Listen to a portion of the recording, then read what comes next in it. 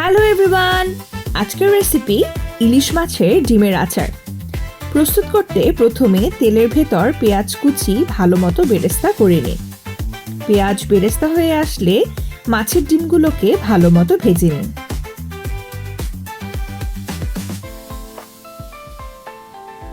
এরপর অল্প পরিমাণে হলুদ গুঁড়ো ও লবণ দিয়ে ভালো মতো নাড়াচাড়া করে নিন।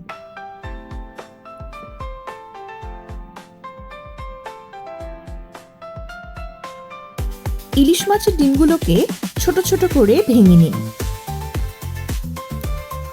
মাছের ডিমগুলোকে ভাঙা হয়ে গেলে তেঁতুল গোলানো পানি দিয়ে ভালো মতো তা আবার নাড়াচাড়া করে নিন। পানি শুকিয়ে আসলে স্বাদ মতো চিনি দিয়ে দিন।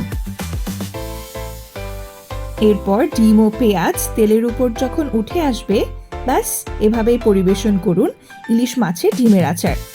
আমাদের চ্যানেলের নিত্য নতুন রেসিপি পেতে অবশ্যই সাবস্ক্রাইব করতে ভুলবেন না কিন্তু।